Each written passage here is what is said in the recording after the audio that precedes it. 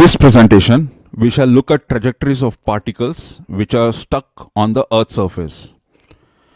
These objects do not have enough energy to maintain an orbit of their own.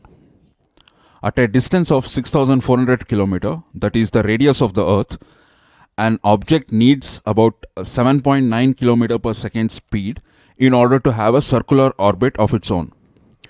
Here we consider speeds which are much less than 7.9 km per second. The equations and solutions discussed here represent the horizontal motion of objects on the Earth's surface. To a large extent, they work even when there is a minute vertical displacement. Hence, these can be applied for ICBMs as well. So ICBMs as in intercontinental ballistic missiles. So whatever we are focusing is mainly on the horizontal motion. That is how the particles deviate in the horizontal plane on the Earth's surface.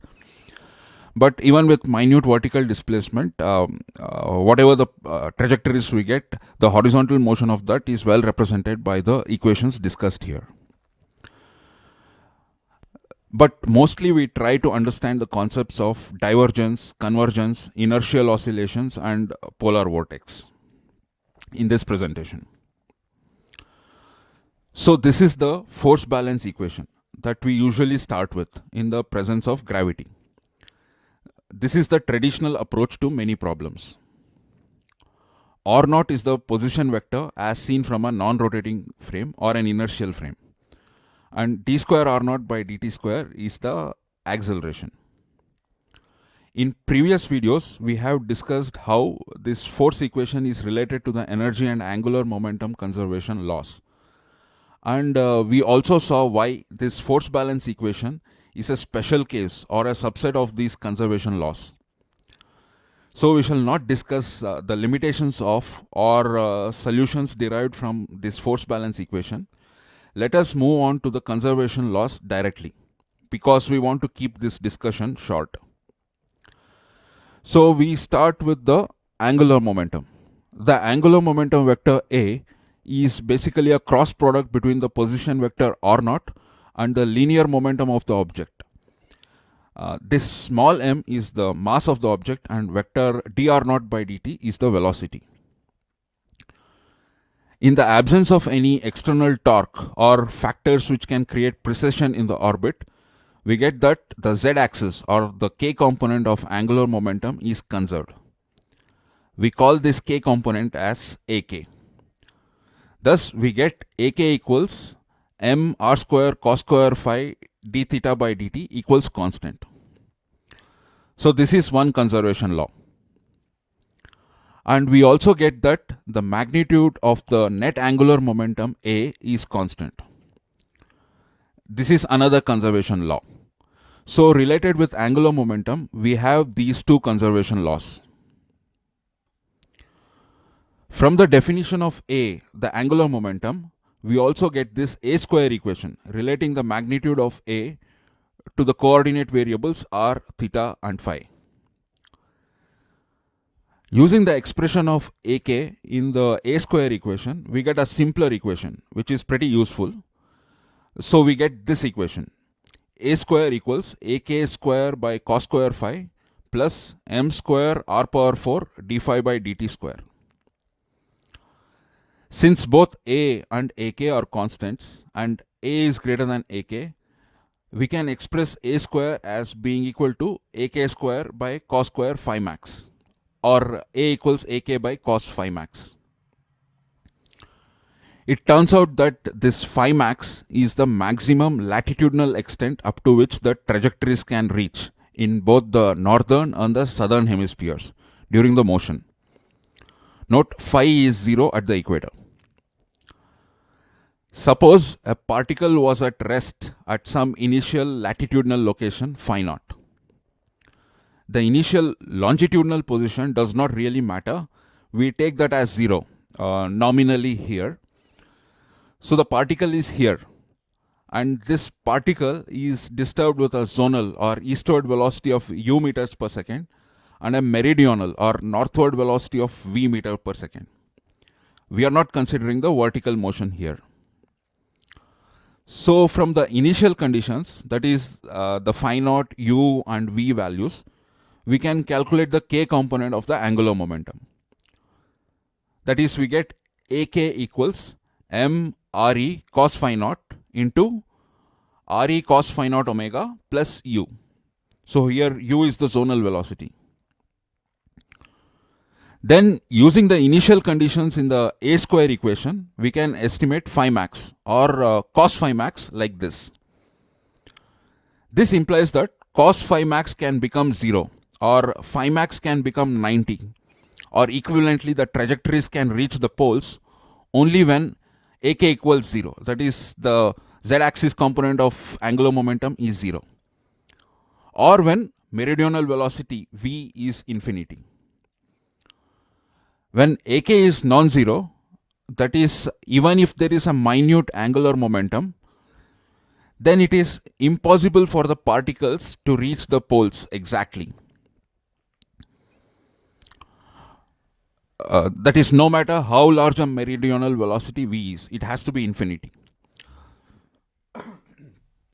So this also implies that the particle is getting deviated from its poleward motion. Now let us consider the energy conservation equation. So this is the energy equation. It has three kinetic energy terms.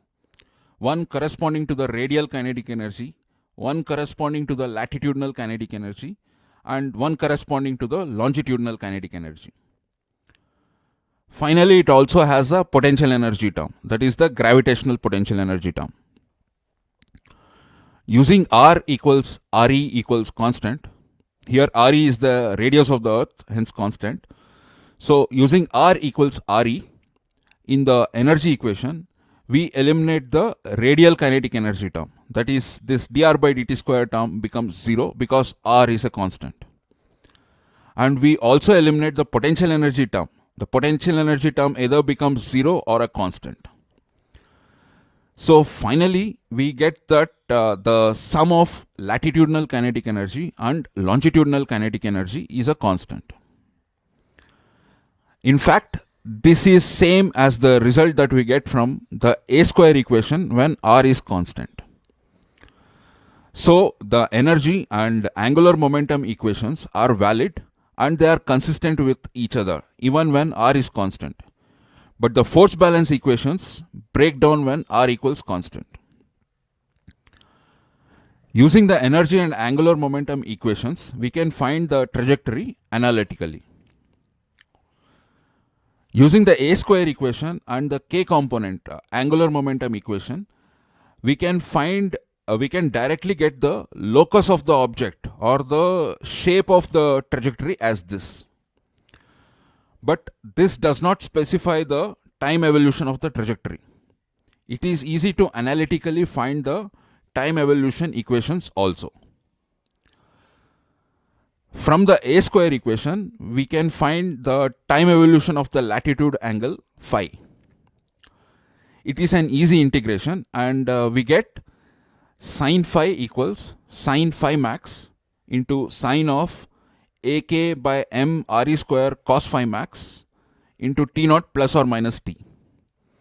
Here t is a constant of integration related with the initial conditions.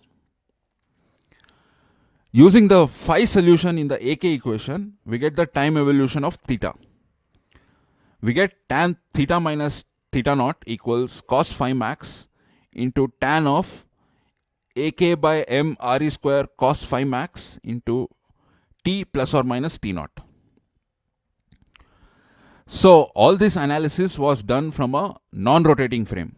If we want to transform these solutions to a rotating frame based observation scheme, then we have to find theta prime by negating omega t factor from theta. That is, the phi equation remains as it is even in the rotating frame observation, but the theta becomes theta prime, where theta prime equals theta minus omega t. So this is the transformation we need. So finally, we get the longitudinal variation in the rotating frame observation as this. The tan inverse expression is from this non-rotating frame solution, but in the rotating frame, it has this extra term minus omega t. So we are now ready to plot the trajectories. Suppose we consider that at initial time t equals 0, the particle is located at latitude 30 north. From this point, we throw the particles in various directions or all possible directions, and these are some of the paths we get. This rightward black line we get due to a pure eastward zonal disturbance. We have disturbed the particle with 100 meters per second velocity, and the disturbance angle is 0 degrees. We see the trajectory getting deviated towards its right in the north. This particle moves down with a clockwise rotation in the north and crosses the equator. In the textbooks and in general, there is a misunderstanding that these particles cannot cross the equator, but they almost always cross the equator in real world. In the southern hemisphere, it gets an anti-clockwise rotation. It reaches the phi max latitude in the southern hemisphere and turns equatorward. Then it crosses the equator and again acquires a clockwise rotation in the northern hemisphere. So it keeps moving eastward in this loopy manner, going back and forth between the north and the southern hemisphere. This green line we get due to a pure meridional disturbance. We disturb the object northwards with 100 meters per second. The disturbance angle here is 90 degrees. Again, we find these loop structures with clockwise rotation in the northern hemisphere and anti-clockwise rotation in the southern hemisphere. Note this trajectory is moving westward. Most importantly, these loops are quite distinct or separated from each other. We see one loop in the north and one separate loop in the south. This leftward black line we get due to a pure zonal disturbance. Here we give an 100 meter per second westward velocity, and the disturbance angle is 180 degree in this case. We do not see the loops in this case. Also now we see an anti-clockwise rotation in the north and a clockwise rotation in the south. This blue line we get due to a 135 degree disturbance angle as shown by the blue arrow, and this red line we get due to a 225 degree disturbance as shown by the red arrow. These trajectories also do not show the loops, and we see an anti-clockwise rotation in the north and clockwise rotation in the south. Let's put all these paths together and zoom in close to the origin. If the disturbance angle is between minus 90 and plus 90 degrees, we get clockwise rotation in the north and anti-clockwise rotation in the south. That is, if the initial disturbance is towards the right of this dashed line, we get this behavior. If the disturbance angle is between plus 90 and minus 90, that is, if the initial disturbance is to the left of this dashed line, then we get the reverse behavior. In any case, the particles go back and forth between the two hemispheres, unlike what is taught in books. On the right panel, we see short range trajectories. Curve OA corresponds to this 0 degree disturbance path. We see it has a clockwise rotation in north. Curve OB corresponds to this plus 90 degree disturbance path. We see it also has a clockwise rotation in the north. Curves OC, OD and OE have initial velocities directed to the left of this dashed line. Hence, they show a reverse behavior. That is, we observe an anti-clockwise rotation in the north. We can clearly see it in OC and OD curves. When the disturbance is mostly eastwards, the loops have large gaps between them. They form these trajectories with finger-like loops running continuously between the northern and the southern hemispheres. The loops are not distinct in that they don't have a separate northern and a separate southern loop. It is one continuous loop running between both the hemispheres. In the northern and the southern edges, their local motion is in the same sense as their overall drift direction. So we can call this a kind of prograde trajectory. This black line is when the disturbance angle is 30 degrees. If the disturbance angle is less than 30 degrees, the gaps between the loops become larger. As angle increases, the distance between the loops reduces. That is, the gap size is inversely proportional to the disturbance angle. In this problem configuration, at about 57 degrees, shown by this red line, the gap between the loops becomes 0 and they get stuck in an infinite loop going around this 8 or infinity symbol. We can consider this as appearance of two distinct loops, one in the north and one in the south. Above 57 degrees and up to 90 degrees, there will be two distinct loops, one in the north and another in the south. They now have a kind of retrograde motion. That is, at the northern and the southern edges, their local motion is in the opposite sense of their overall drift direction. That is, the drift is towards west, but the local motion at the northern and the southern edge is eastward. This green line is when the disturbance angle is 60 degrees. At plus or minus 45 degrees, the loops start merging into one another. They have the same kind of paths, just phase shifted. The red curve is with plus 45 degree disturbance. This inset shows the path OA near the origin corresponding to this plus 45 curve. The blue curve is with minus 45 degree disturbance. The path OB corresponds to this minus 45 degree curve. Similarly, plus or minus 90 degrees also have the same paths but phase shifted. This thin green line is plus 90 degrees. We saw this case earlier. And this thick green line is minus 90 degree disturbance case. The path OC corresponds to this thick green line. Here we see two distinct loops in the north and south. So this shows the particle trajectories diverging from their initial point at 30 north. We do not notice any envelope with a clockwise or anticyclonic sort of rotation as shown in the textbooks. There are trajectories with anticyclonic rotation like these paths marked OA, OB, OC, OD and OE. But they do not form any pattern like shown in the books.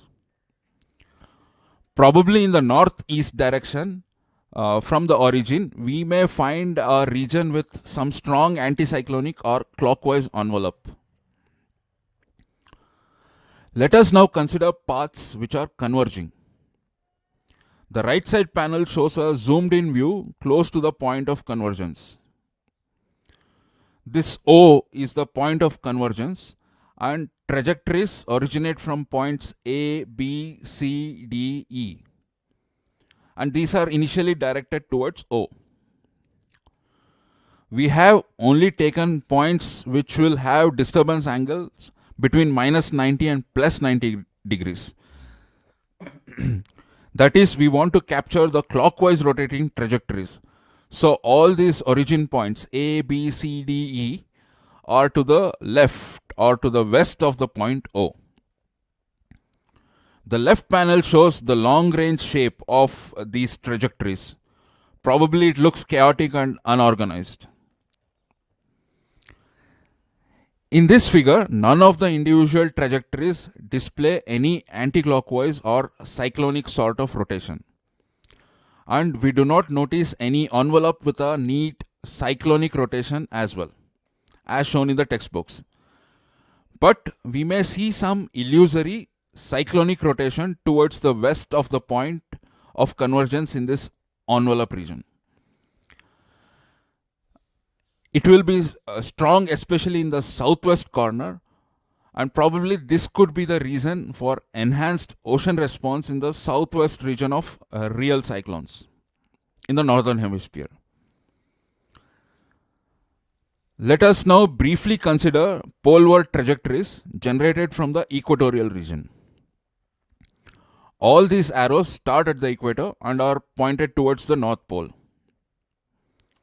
On the Mercator projection, this is how the trajectories look. The top panel shows the observation made from a non-rotating frame. That is, the Earth itself is rotating, but it is seen from a non-rotating frame. The bottom panel shows the observation made from a rotating frame.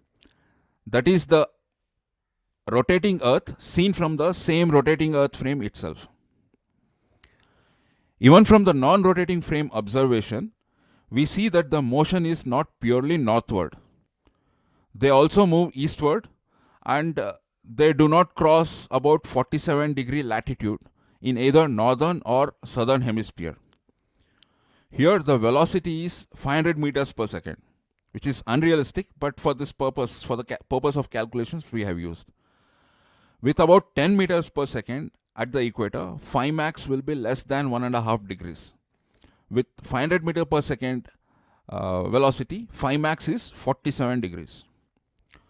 So as we have argued previously, this also indicates that this deviation is not due to Coriolis effect, because this observation is from a non-rotating or an inertial frame. When we shift to the rotating frame observation, we see north-south motion is unaffected. It remains as it is since the Earth is rotating east-west. From the rotating frame, we observe that the east-west distances have got contracted, but the phi max limit remains the same 47 degree as we saw in the top panel. We can see the same trajectories on a circular map projection. On the left, we have the non-rotating frame view, and on the right, we have the rotating frame view. The central region shows the North Pole, and the equator is shown as the circumference. These various colored lines are basically different trajectories. Suppose we try to throw a particle from point A towards the North Pole or towards the center of this circle.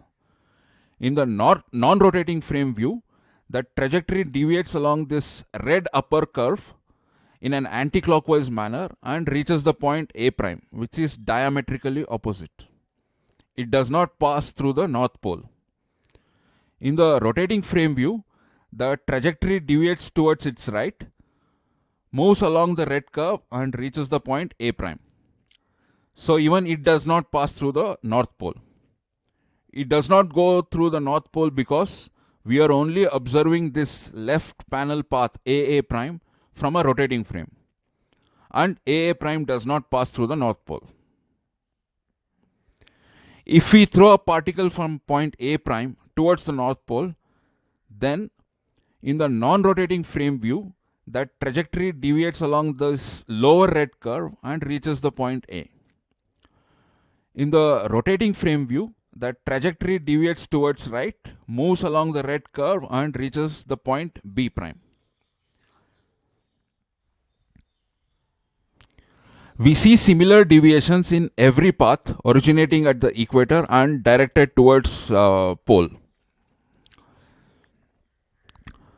The sum total of all these effects creates an illusory cyclonic or anti-clockwise circular motion in the central region. This is illusory because no single particle is going along these circular paths, these cyclonic circular paths. The individual trajectories are very different and they just touch and go. The particles just touch and go tangentially to the central circular path. It is only when there is a large collection of trajectories that we see an apparent circle at the center.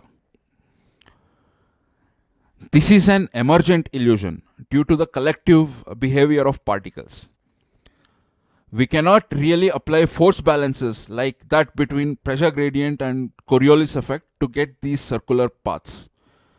Any physics that describes or explains these circular paths as a result and as a result of as real and as a result of force balance is bound to be wrong. We have done a detailed analysis of these phenomena in a few previous videos.